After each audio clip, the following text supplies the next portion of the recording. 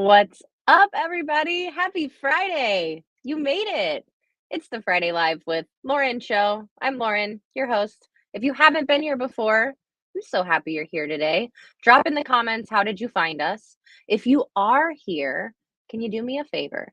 Can you let me know? Did LinkedIn tell you we were live? Will you share the show? Let other people know that you're about to learn a lot. You're going to laugh a little bit, maybe a lot. I think you're going to laugh a lot with the guest today. But you're definitely going to level up. Tell your boss this is educational as much as it's entertaining. And let me know while you're doing all of that where you're joining us from. I'm going to get our guest out here in just a minute. You guys always know I bring on the best guests on the show, but really, the best guests join me and agree to give us an hour of their time. So please, please, please make sure you're following all the guests they bring on the show that you're learning from. Tell us where you're joining from. This isn't an audio event, guys. We don't know you're here if you don't comment in the chats. I can't see you down there. So let me know so we can engage back with you. And without further ado, let me find, where is she? There she is. There's Miss Rachel May. What's up, Hello, Rachel? hello. How I'm are so you? excited to be playing with my favorite girl. I am so excited you're here. We already got some people popping on to say hi. What's up, Katie Yay. Penner? Katie Penner has the most gorgeous haircut I've seen in a long time. I just saw her on a Zoom where she was dropping some knowledge. What's up? Got so many people in the house. We have Houston, Danelle. Danelle's actually a friend of mine here in Sacramento. Danelle's in And an Sacramento. Glory, where are you amazing tuning in saleswoman. from? We got Miami in the house. All right, Glory is in Nigeria. We are global today. Hey, Gloria. What's up? We got Mark right here by me in Boca. I'm in Boca Raton today. Rachel, where are you today? I'm in Sacramento, NorCal. Sacramento. And what's your weather is probably just as nice as mine, I bet. What's your weather today? Yeah, we're actually great today. We've been at 110 in the last few weeks, but today we're at a nice 86, Ooh, I love 90. that. It's gonna be like 90s for us over the weekend. I'm gonna take my kid to the beach. I'm super excited. All right. Can you let everybody know while people are starting to comment where they are at? Who is Rachel May? Who are you? Some of these people don't even know how we know each other. Yes. So I'm Rachel May. I guess I'm best known as a gap selling ambassador and gap selling trainer. I now have my own company. It's called Change Agent Sales. And we do individual coaching and team sales training. And we really focus on how can we be a change agent within for our customers, within our own lives, and within our communities. I love it. In our communities. All right, y'all, don't forget you can ask questions in the chat. If they're appropriate, we will try to answer them. I always have to give the disclaimer. If they're appropriate. Listen, I've had some people, I'm like, that has nothing to do with the conversation. We're not answering that right now. And then there's also some comments that aren't always going to pull up on StreamYard. I don't know why, but Eric in Honduras, we see you. And what's up, Mom? My mother's in Tennessee. She's tuning in. I see you, Mom. Thank you Oh for my God. joining the show. Wonderful. Hi, Mom. What? Hi, Hi, Mom. Mom. Yeah. My family is my biggest fan, y'all. If your family's not your biggest fan, what are you doing? Okay. And before we get going, really quick, you see the two sponsors above my head. We have Better Leap. If you are a recruiter, this is how you should be sourcing your candidates. It saves me so much time. I would love to teach you. And if you are a seller and you are not using Sendoso as your gifting tool, what are you doing? Speaking of Sendoso, you can comment Sendoso to be entered to win the prize today. It is a gifting experience. You will win a Sendoso Thai for two red curry package. You can cook. I'm sorry, I'm not cooking for you, but you can cook some curry. Let me know how it turns out. You do have to be in the United States, or you can send this to somebody in the United States if you really want to experience true gifting. But thank you so much for our sponsors. The show could not go on without them. I mean, it could, but it would not. So we appreciate you, Better Leap and Sendoso. We have 4 topics today. Rachel, I'm going to let you take us away with topic number 1 if you're ready. Are you I'm ready? ready. Yeah, let's do Okay. it. We're going to talk about the fact that sales training sucks. If you agree that you have been in a sales training that sucked, comment, let us know. What was the worst thing about it? What do you hate about sucky sales trainings, right? And then, like Rachel, let's talk about what's actually working because we know you're the queen of what actually works. And you are going to get us out of the suck. So, talk to us a little bit about why sales training sucks. That could take me a very long time. So I'm just going to hit on kind of the top reasons that I see out there. And I have been a participant in most of the sales training that you would normally have, like if you have outside sales training like coming into your company, right? So I've been through Sandler training, I've been through Challenger training, of course I've been through gap selling training, and I've been through a lot of like internal training at different organizations that I've worked with, or when enablement puts together training. I've pretty much seen it all. So I would say the first reason that sales training is ineffective is because uh, it's very general. So it's super like theory based tips and tricks. It's not specific to like your business, your buyer, your selling environment, the problems your product solves. And so, because of that, sales reps are left to make the leap between how do I take this theory and then translate it to what's actually happening in the conversations that I'm having today. So generic sales training that isn't tailored to your business it's not going to work because salespeople are not going to make the leap there, right? And it's kind of ivory tower. It's things that sound like they should work in real life, but that's just not the reality of how your prospects are acting, and the sales reps can sniff that out in a minute and they just like completely tune out. So I'd say that's kind of number one thing. It needs to be tailored to your unique buying and selling environment and the problems that your product solves. The second piece is that, and I get a lot of heat for this one, but I'm sorry, salespeople do not want to sit in a training led by facilitators who have never sold in their life, have never sold in the last decade, and cannot give real life examples of times when they have used the techniques and processes that they're telling you to use in real life in the field, right?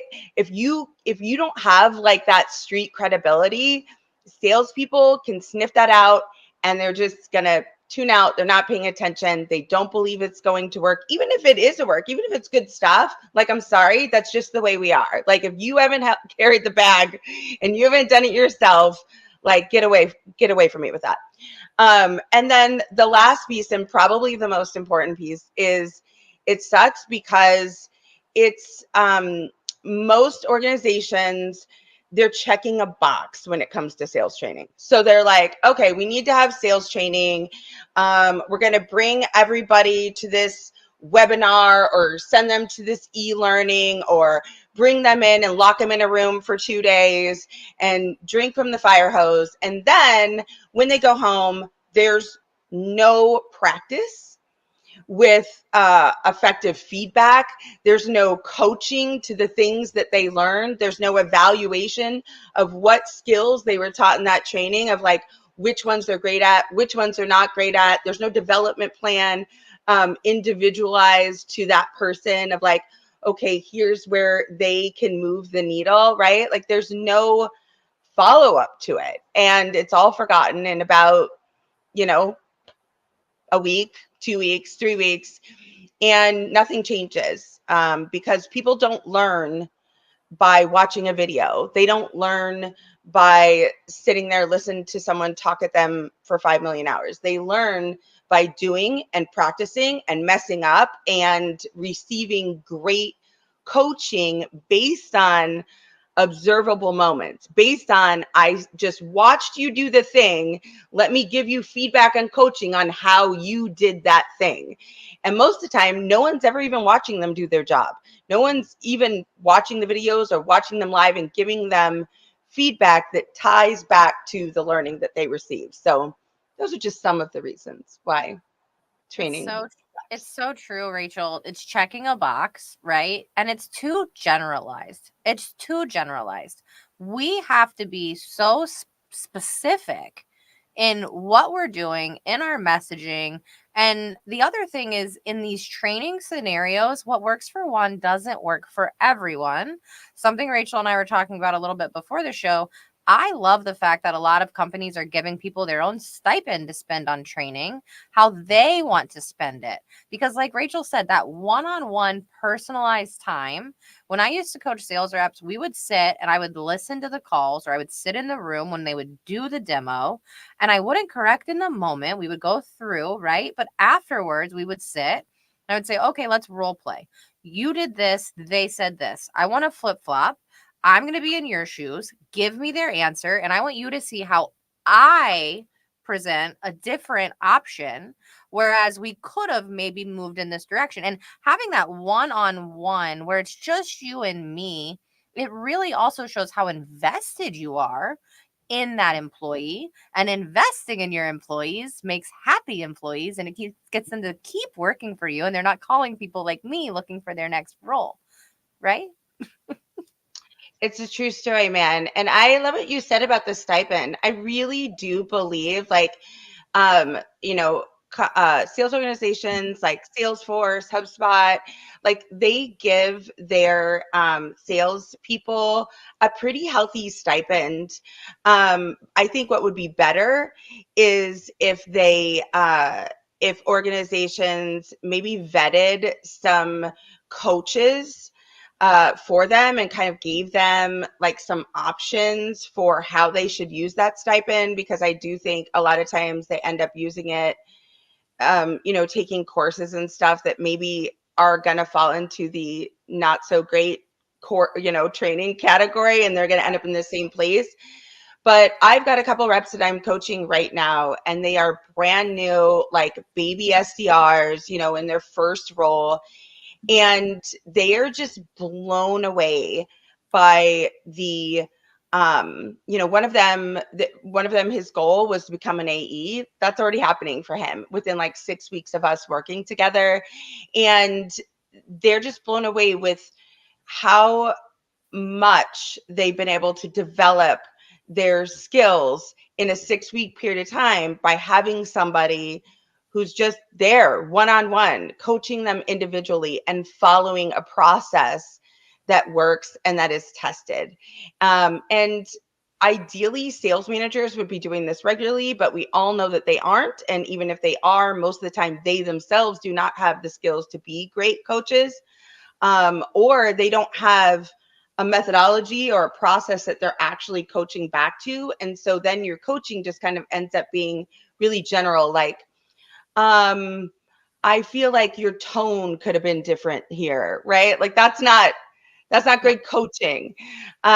So I think the stipend is a really great idea, but uh, it needs to be a little bit more focused on where they should be looking to spend those resources.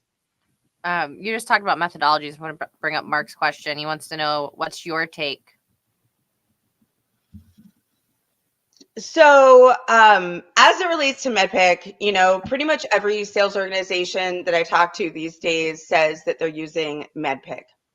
And unfortunately, they're usually telling me that in response to my question of, can you tell me what sales methodology you are using today? And they will tell me MedPick. MedPick is not a sales methodology. MedPick is a qualification framework. It's really just kind of like a backstop. It's like, here's a checklist of things that you should have collected during your discovery process. And it helps you as a salesperson to go, okay, what boxes am I missing? Right. So that I can make sure that I'm not missing anything really big. but MEDPICS doesn't teach you how to get the information in the first place, right? So methodology is the belief system and values that we hold as a sales organization about how we engage with our clients and how we think about our clients internally and externally. And a great methodology aligns the whole sales team around those set of values, and most importantly teaches them how to find the information that they need to uncover the root cause, business problems, and impacts of the way the client is doing business today as it relates to the problems that you actually solve. So methodology should help you sell better. MedPick doesn't help you sell better. MedPick only gives you heat and light on some areas that you might have missed in the discovery process. Love it. Hope you got that, Mark. That's great tips for everybody. I love that you can watch the replay. I'm going to clip that and post that later. What's up? We got Canada in the house. We got Cape Cod in the house. Tom and Andrew. Hello, hello. Some of you are commenting Sendoso. I can see Andrew. I can notice on like the regular stream that there's a few of you. I think Eric, you're commenting Sendoso.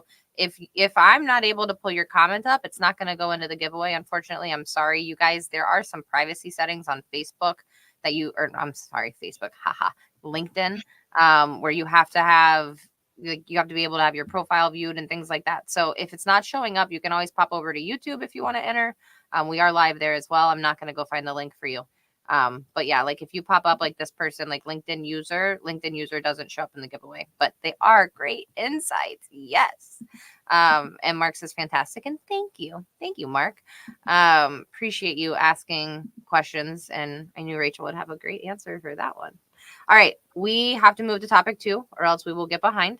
Topic 2 is super important. People who are watching, I know we have some leaders watching, and then I know we have some people who are working for some people who are like, oh, maybe this is a topic I should send my boss. So let's talk about what effective leadership looks like today. And what do you say to people who are wondering if they are an effective leader? When I think of the most effective leaders, particularly sales leaders that I've worked with over my career, the first thing is they are excellent at creating a vision for who we are, what we believe, how we work, and where we're going to go. And they are maniacal about consistently communicating that vision and aligning everyone around that vision, getting everybody on board. And it's very clear and it's always communicated, right? They don't leave people in the dark. They treat salespeople like business people, and they share with them what's going on in the business and why it's important and what their role is in it in a very open and transparent way that really puts shared ownership on everyone on the team. The second thing is leaders exist to be multipliers. They exist to help every single person be better, to develop the skills that they need to be better than they were yesterday. So great leaders are, the way you can tell if you're a great leader is by the number of people on your team who have been promoted, who have gone from not so great to President's Club, right? Like the results speak for themselves. Are you a force multiplier? Are people better off because of working with you?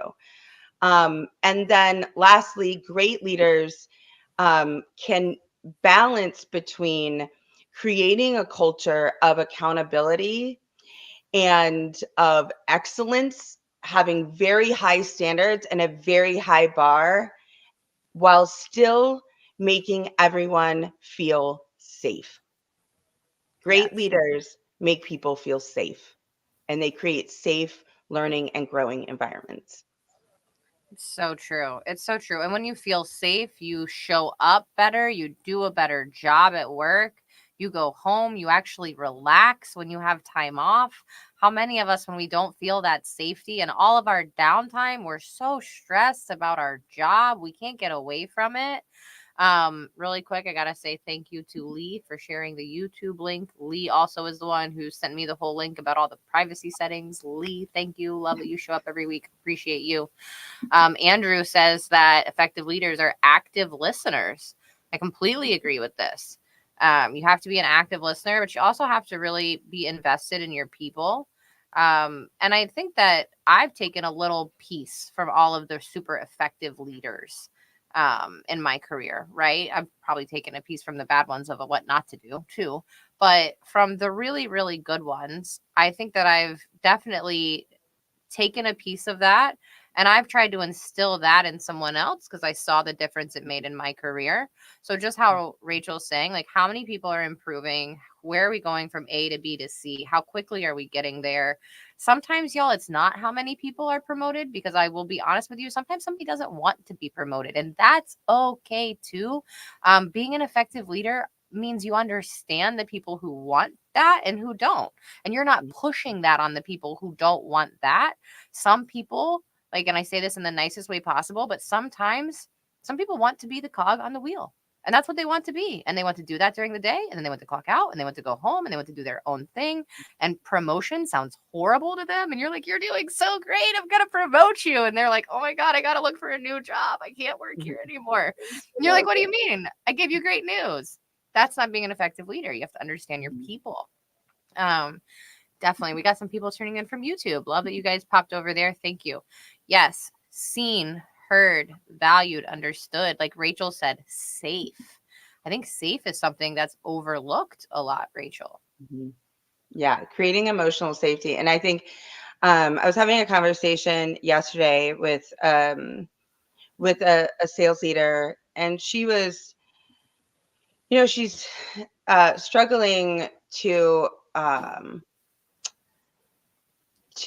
understand where the shift is culturally.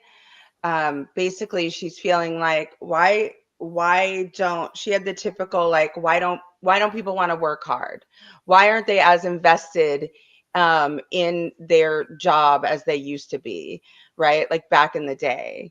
And I'm like, the reason that you see that so often is because we've had years of just cutthroat layoffs, like literally laying off people who have done everything right. They've hit all of their numbers. They are doing everything right. And then they just they had all the loyalty. They went over and above.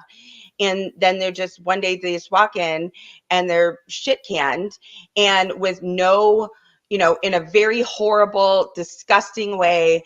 And, no severance, no nothing, right? Just bye, see ya. Don't let the door hit you on the way out. And they're not seeing that loyalty from their organization. And so they're not like giving that freely. They're there to do their job and they're there to go home.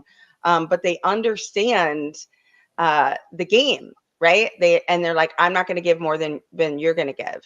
And so unless you are a leader who is creating a environment that feels safe, where people know they're going to get fed, where they know that you have their best interest at heart and you are going to fight for them and you're always going to be honest and transparent with them, right? If you aren't creating that environment as a leader, I don't know why you would expect that people are going to go over and above for you. Like, that's just not going to happen. And there's not enough emotional safety at work. And that's why you're seeing people not stay at a job for a long time or not go over and above like they used to. It's because they're that lack of a safety, emotional safety. 100%. The other thing we're seeing right now, and tell me if you agree with this, Rachel, instead of people wanting to go work at Amazon or wanting to go work at Apple, people want to go work for Rachel. People want to go work for Tom. People want to go work for April. People have leaders that they're following. Mhm. And it really, really shows the shift over the last few years of how much having an effective leader matters in your job in this day and age, right? That not feeling safe, not having that safety net for all of these years and all the things people have been going through, we're reprioritizing the things that are super important in our career. And a lot of us have realized that having some of that mental stability of it's going to be okay to next week, next month, next year is worth a lot more than we ever thought before. And we're having shifts fundamentally as employees as to what's important. Employers and leaders are going to have to understand and shift as well. But I think it's so important to recognize. Glory says that great leaders show empathy. That's so true, Glory. You have to be empathetic in order to be a great leader. And that's something that I think doesn't necessarily come naturally to everyone. And you do have to work on these things. It is a skill that you learn. It's like a muscle you build. It's not something that everybody just comes like, y'all, I can't talk about who, but there's somebody in my family who's not empathetic. I can't talk about who because now I realize my mom's watching this and maybe somebody else will end up watching this in my family. So I can't name names. Mom, it's not you, but somebody else. But y'all get what I'm saying. Tom says Dan Goodman's posts reflect these types of stories. Yes. If you are not following Dan Goodman, Dan's go the man. follow Dan.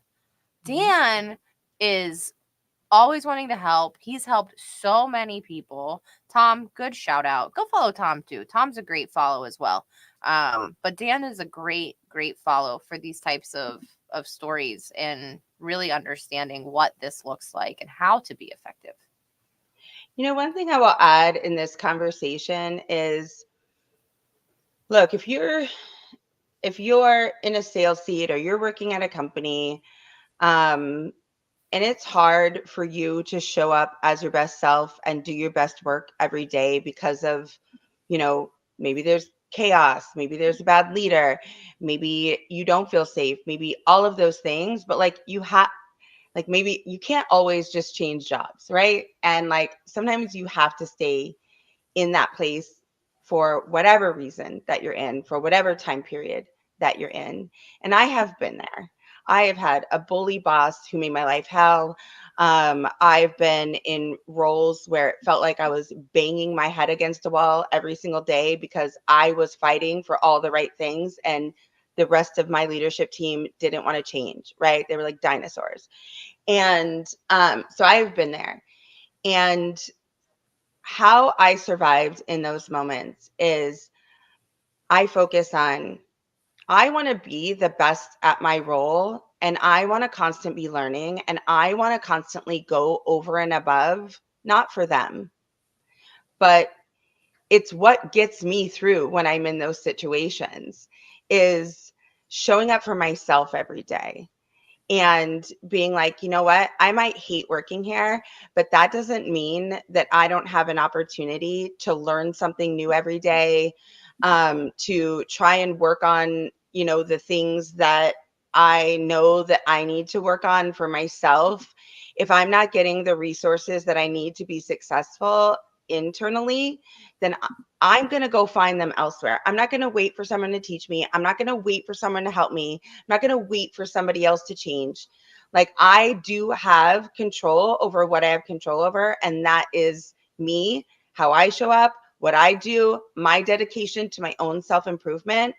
And so if I don't have passion about my actual job, I just put my passion on, I'm passionate about getting better. I'm passionate about learning and I'm passionate about being my best self no matter what environment I'm in. And that has literally kept me from losing my mind in Yeah. in places where I just couldn't get out at the moment. Your mindset matters so much. You can change your focus or you can change your circumstance. right? Sometimes you can't always change your circumstance. You have to change your focus. Sometimes you can't change your focus. You got to change your circumstance. But focus on those two things. Great advice that I was given. Y'all, we're already at the halfway point. Can you believe it? That doesn't feel like it's been half an hour. Okay. Normally, we have High Five Friday with Michelle Craig, if you watch the show, which we did get some awesome people who submitted, but I'm not going to do High Five Friday without Michelle. Michelle is off for 2 weeks. She's doing other things. So no High Five Friday today, but we have something fun we're going to do instead. I asked last week, and you guys said that we should bring back 2 truths and a lie. Are you excited? Comment and tell me you're paying attention and watching so that you're going to participate in 2 truths and a lie. I love this game. I think this is so much fun. I will give something to the winners. You guys know I like to give out some prizes to you guys. Shout out to Sindoso, who helps me with that. Grove Cookie Company. We'll definitely give some stuff out for this, but I think we're going to let Rachel go first. I'll put up all the things. I'll read them out loud, and we'll let Rachel do. You guys can see. There's numbers with these. So there's number 1, number 2, number 3. You're going to pick the lie. And the first comment I see with the right number, you're the winner. I'm sorry, that's how it is. Okay? All right. Are you ready? Rachel, I'm going to make you big. Get ready. 2 truths and a lie. Okay. Find the lie. Number 1. Rachel was once a contestant on The Price is Right, and she won. Okay. Number 2. Rachel took a yoga class from Woody Harrelson. What? Or number 3, did Rachel once sleep in a bird's nest for 3 days? Is that even possible? You tell me which one is the lie. Number 1, 2, or 3. And I know there's a little bit of a drag. Okay, so we got a guess for number 2. We got a guess for number 3. All right. I don't know, you guys. I don't know if I can tell you who else is going to guess. Just 2 and 3. Let me go back and see if somebody's commenting that I can't see, because that's normally what happens with the StreamYard, is that you guys are commenting on the show. And I just can't see all of the comments on my side. All right, there it is. Is it Danielle, your friend who's joining us today? Danelle, yeah. Danelle. There we go. Danelle. I pronounced it incorrectly. Danelle, you are the winner. You know that Rachel was not on The Price is Right. She did not win. Okay? She didn't guess the right price. But now, Rachel, you have to tell us about the truths. Okay. What do you mean that you took a yoga class from Woody Harrelson? I mean, first off, I was like, Danelle's totally going to win because she's my friend and she knows me. But I don't know that she wouldn't know all this necessarily. So, yeah. So I went to college at University of Memphis, and there was a movie back in the day, The People versus Larry Flint, that Woody Harrelson starred in. And so that movie was filmed in our library at University of Memphis. And so while he was there, he decided to teach a yoga class on campus. So yeah, I took a yoga class with Woody Harrelson. He also at one point planted like a pot plant in the middle of our campus as some sort of like political statement about legalizing cannabis. Yeah, he was all sorts of interesting. And then, so in California, we have in beautiful Big Sur, if you've never been to Big Sur, we have a resort called Tree Bones Resort. And it has a huge hotel and beautiful like glamping yurts and stuff. And then you also have the option to sleep in this giant like bird's nest perched on a cliff over the ocean that they made and camp there. And so I slept in a bird's nest for 3 days. What? How beautiful. Was it beautiful? It's insane. It's so gorgeous. It's really amazing. The really amazing part is they have like a restaurant, and they will actually like deliver food to you in the bird's nest. Wow. This is really cool. Okay, Danelle, look. Tree Bones is No, amazing. that's Tree Bones. Winner, winner. Yes, you are. Yes, you are. Okay, y'all, we'll do mine next. Let me switch. Are you ready for 2 truths and a lie? Lauren's version. On your mark, get set, find the lie. My favorite pet I ever owned was my snake, and his name was Monty Python. I love a good pun. Okay, number 2, I grew up riding horses on a farm. Maybe. Or number 3, was I born with red hair? And if you paid attention to this game before, I've told you my natural hair color, so you would know if that is a truth or a lie. So anyway, drop in the comments. What do you think is my lie? Number 1, number 2, or number 3? And first one I see is Andrew. Andrew, you're right. I never had a snake named Monty Python. I do really like a good pun, but I've never owned a snake. I've had horses and chickens and bunnies and dogs and cats and all the things, but I'm not ever going to have a snake. And look, you all seem to know me because all of you said number 1. Yeah. Glad I can't play this game very well, apparently. I did grow up riding horses on a farm, and I was born with red hair, even though I'm naturally blonde. It all like fell out and turned blonde. So I know Have that's you ever random. dyed it red to see it? Like, because I once you said that, I'm like, oh yeah, I could see it. I would get maybe like a wig and try it, but when you change the blonde dark, it's so hard to go back to blonde, especially when you're like naturally blonde. And the girl who does my hair color is always like, people would kill for your natural hair color, you know. So nope, blonde forever. I don't Nope. know. I'm brunette. People don't tell me that. Mark says, what was Rachel's lie? My app froze. Mark, Rachel's lie was that she was never on The Price is Right. So she definitely didn't win. She was never even on The Price is Right. But thanks for coming over to A girl check it can out dream. on YouTube. Look, Glory knows too. You all know me so well. All right. So that was 2 truths and a lie. If you won, it's your responsibility to DM me for me to get you something fun. Promise to send you something fun. Not today, next week. Because as soon as this is over, I'm going to go see my kid. But 2 more topics. We only have 22 more minutes, and we still have the giveaway and the Fun Friday fact. Y'all, what's going on? Thanks. Appreciate you. We still have more. Don't go anywhere yet. Okay. We are going to talk about leadership under pressure. And we're going to talk about the ethical salesperson, winning deals without selling your soul. We'll finish with that because that one's kind of heavy. I want to talk about leadership under pressure. Rachel, kick us off with this topic. When we're thinking leadership under pressure, where do you go with this topic? The first thing I think of is when you are in leadership, you are getting a ton of pressure from above you pretty much all the time, right? Now, the more things are on fire or the more we're missing the mark, the more that pressure, the more that pressure builds up. As a great leader, your job is to make sure that you are taking all of that pressure and translating it in a way where you are not taking the pressure from above you and pushing it down to the people below you.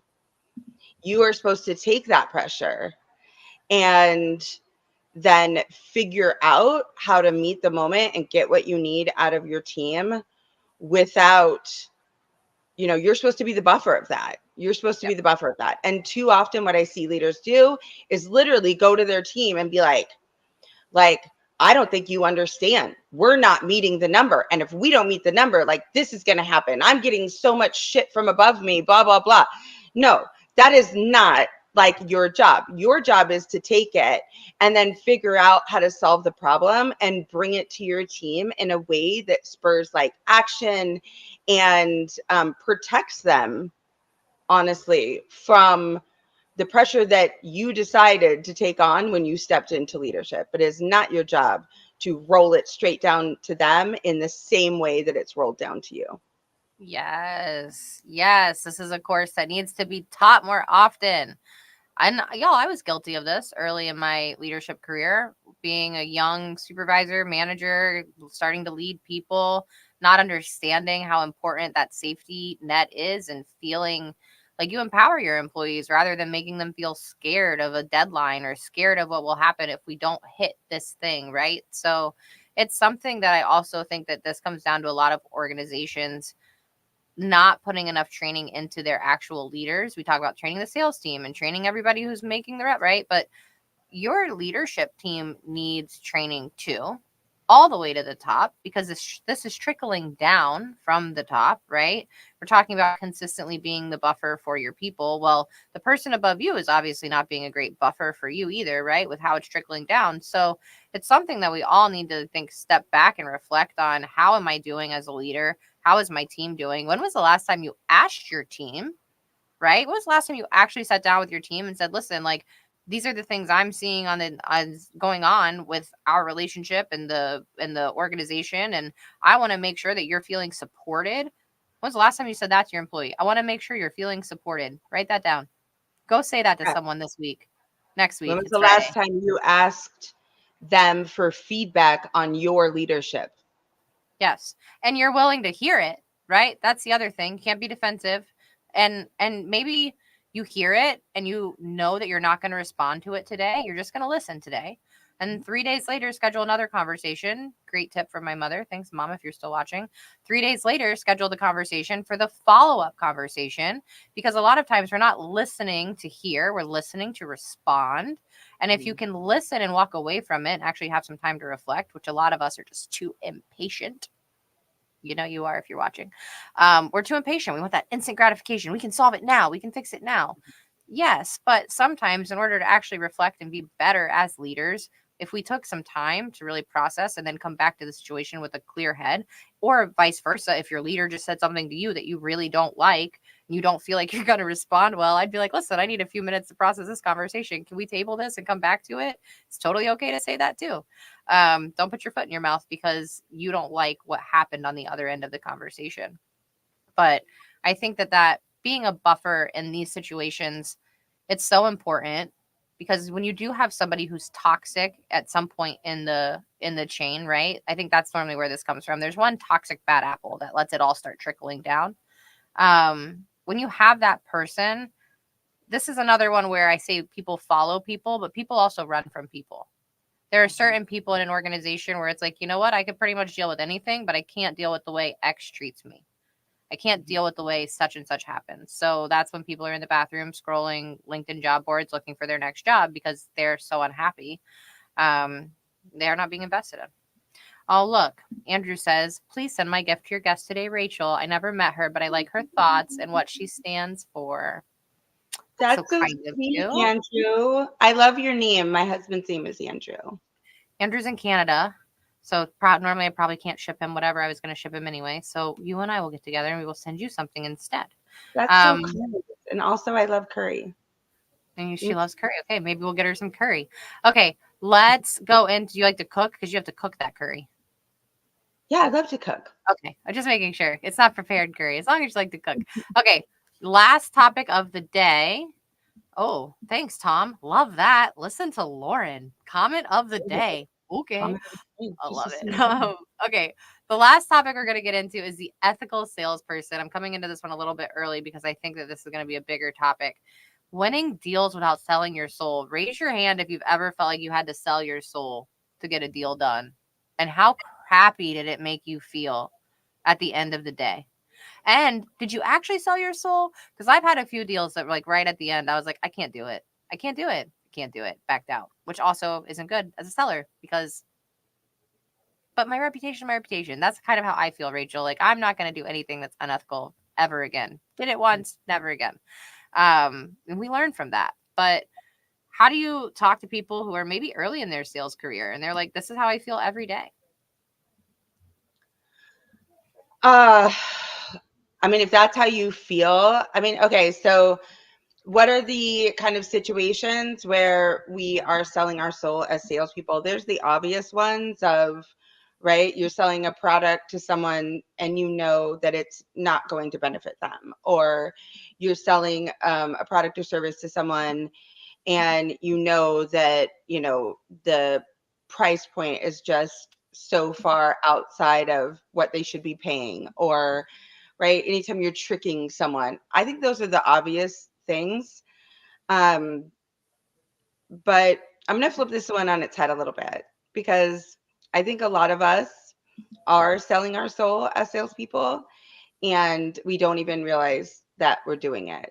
And why I say that is, when most salespeople go into a conversation with a prospect, they are going into that conversation with the intention to sell, to convince the person that their product or service is so great. It's going to, it has all the bells and whistles. It's going to solve all their problems, and it's so wonderful.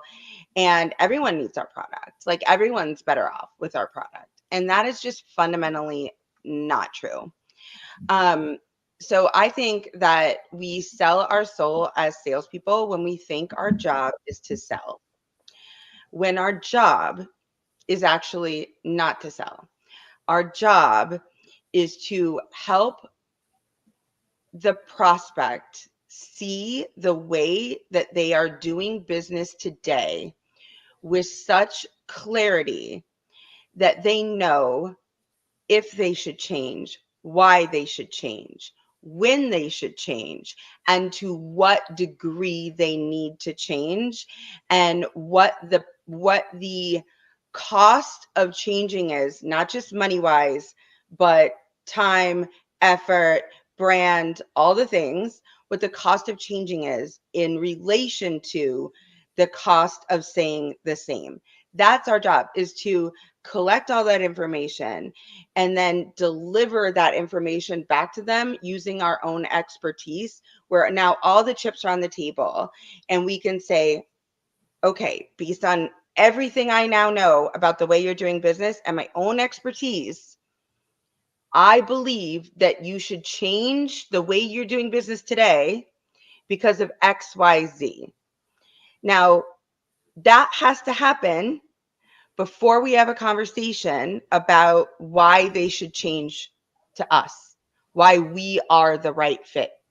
So if you are not helping them to decide whether they should change at all, and you're just saying everyone should change, I'm just assuming that of course they should change because my product is so good, and you're jumping right over that sale and trying to convince somebody without all of that information, I think that's selling your soul a little bit. I think that when you discount a deal on the last 3 days of the month, when you gave them a price that was 3 times as much when it didn't benefit you at the beginning of the month, I think that's selling your soul. That's dishonest. What is the price? I mean, if you're discounting to that extent, that means basically there is no price. You're just making it up based on what suits you at that moment. So we sell our souls as salespeople and as sales leaders and as sales organizations in a million different ways that aren't as overt. And then we think that our hands are clean, and our hands aren't clean if that's the way that we're selling. 100%. That's so true. Happened to me in a different scenario, but a few weeks ago I had to cancel one of the softwares that I've been paying for a long time. Decided it wasn't worth it anymore, right? As soon as I go to click cancel, it's like for 1/4 of the price reduced that I've been paying for years. I was like, excuse me? Yeah. Excuse me? Oh, you can have it for another year for 1/4 of the price. I was like, what? What? So Yeah. mad I didn't cancel it a year before, right? Won't call you out, but if you're watching, you probably know what it is. Yeah, you won't call them out, but you know what else you won't do? Ever recommend them to anybody. No, absolutely not. Absolutely not. And that's the other thing, y'all. Once you put a bad taste in someone's mouth, once somebody thinks that there's this inclination of any type of unethical, you might be a little bit shady, word gets around quick, especially on these LinkedIn streets, as Tom Slocum likes to call them. But yeah, I think that it's super interesting when I'm talking about winning deals without selling your soul, in the sense that, yes, at some point we're gonna sell, right? We're gonna sell. But if you're not able to truly believe in the thing you're selling, if you're not actually passionate, if you don't really think you're going to solve a problem for someone, if you're just commission breath up in here, you're doing it wrong. and you're the person who's giving all of us a bad name. And I can say that even though I'm a recruiter, because recruiting is real sales. Y'all, you're giving us all a bad name. You got to think before you act, before you engage. I think that's the other thing. Think before you engage. And it doesn't have to feel icky. If what you're doing in sales doesn't feel good, you might not be with the right company. You might be selling the wrong product. You might have the wrong leadership. So step back and reflect and figure out why you're feeling not great. Like if I'm not feeling wonderful, I'm not doing it. Just so you know. Oh, okay. Really quick. Y'all, I think you guys are, I don't know. We've only had one entry for the Sendoso prize. I'm going to show you one more time. This is your last chance if you want to enter. It looks like this. Tie for 2. I think we're going to have to send Rachel one too, because Rachel's getting Andrew's prize. So Rachel's going to get this. And if you win this, you could post your picture and Rachel could post her picture. We could like judge them on the show. I won't say whose is whose. People could like guess who made which one. I think that would actually be a lot of fun. It'd be fun for me because I would obviously win. Because I would obviously win. Earlier today, I was not competitive at all. We're not competitive. I was on Chris Bogue's show earlier today, Death by PowerPoint, which I love, by the way. You guys should check it out. But I had to compete on that. And before the show, I was like telling all my friends, I was like, ooh, log on and like watch and vote for me so I win. I didn't realize that winning meant I had to give another presentation at the end of the show. I was like, this is punishment. That feels like losing. Yeah, I was like, this is not good. I don't feel like I won anything. Oh, good. We got a few more entries. Jody. Yep. There we go. There we go. Okay. All right. Let's see. A few more things we're going to talk about because Rachel and I said this at the beginning of the show. I think Rachel and I are going to bring back a Get Ready With Me live. What do you guys think? Does anybody remember? Comment if you ever watched one of those shows where Rachel and I were doing our makeup live on LinkedIn. Have you ever seen somebody do their makeup live on LinkedIn? Probably not, unless you watched our show. I don't know of anybody else who ever did that. Well, but we would do our makeup and we would also talk like sales stuff and like business stuff. But yeah, definitely sales tips and tricks and things like that. We talked about recruiting and it was always a relevant topic, but it was just kind of like come sit in our office with us as we put our makeup on in the morning. Yeah. And we were like, the gals can do their makeup too. And we can like all have our coffee and get ready together in the morning. Yeah. And y'all, if you don't do makeup, you don't understand how much time and effort goes into it. So I just wanted to come on here and be like, look, it's not as easy as you think it is. It's a lot of effort. And I learned so much from you. You have like good tricks though. I'm not wearing much today, but thank you so much. It was so much fun doing that. We have to bring it back. We'll have to figure out a good day that would work. But will you guys watch it if Rachel and I do our makeup together again? Let me know. I think you guys would watch it. I don't think yours was missed, Andrew. I think yours was the first one in. So you are good to go with that. Don't forget that is for the Verve Culture Tie for 2 organic red curry. Okay, before we do the giveaway, I'm going to let Rachel do her fun Friday fact of the day. You guys know if you're watching, we always wrap up the show with a fun Friday fact. So Rachel, yes, having the most beautiful headband that anybody has ever worn on the show. Oh, well, thank you. Tell us what your fun Friday fact is today. Okay, so I just got back from 3 days at Disneyland. And I learned when I was there that Buzz Lightyear's original name was Lunar Larry. What? Yeah. How did you find that out? I don't know. It was like in one of the little Disney things by the Buzz Lightyear ride. Oh, that's his original name was Lunar Larry. Lunar Larry. I'm gonna have to tell my kids. It would have been as popular if it was Lunar Larry versus Buzz Lightyear. No, I don't know. I don't really like Lunar Larry. You like Lunar Larry? I don't like Lunar Larry. Buzz Lightyear. I don't know. Buzz Lightyear sounds better. Are you guys? I don't know. And I'm like a very much like I like my double L's, but I don't like Lunar Larry. It's not my thing. I don't think the movie would have been the same. I'm so glad it was Wood and what am I saying? Oh my God, Buzz and Woody. Buzz Lightyear. There we go. Whew. I'm like, I have to go back and watch the movie all over again. I don't remember. It's been too long. Okay, we're going to draw for the Sendoso giveaway. If you are still watching, let me know. And this is when you guys all have to remember that I do this myself. I have to go find everything. Can you see my screen? Yes, you can. We are going to draw. There's only 3 of you today. One of you is going to get the curry. Andrew already said if he wins, you're getting it, and he won for the 2 truths and a lie. So, who's Andrew? Here we go. won! We won, y'all. Yay! Rachel's so excited for the curry. Rachel was telling me. I just like to win, and I like Andrew. Get out of here. I'm glad it was Buzz Lightyear. Me too, right? Lunar Larry. No. That would have been an awful, awful name. Would have gone right to the garbage. All right, you guys. This was fun. Rachel, do you have any final words for the people? My only final word is Lauren is amazing. Oh, that's so sweet. You guys are just making my Friday. I feel all the love and warm and fuzzies inside. It was such a wonderful week. Y'all, this is the last Friday of July. This was episode 30. So this was the 30th Friday of 2024. You can track how much time you have left in the year by watching the show. How many weeks are left, y'all? 22. There's 22 more Fridays in this year before we are in 2025. When you think about it that way, it changes your perspective a little bit. What are you doing today to level up? What are you doing today to be better in your career? And what are you doing to lift other people up while you're at it? Because that's what's important, is that we're always sending the elevator back down. You guys know I love you. I love this show. I hope you come back next week. I don't remember who I have on right now, and I'm not going to go look. But you guys know what I always say. If you didn't enjoy it, don't come back.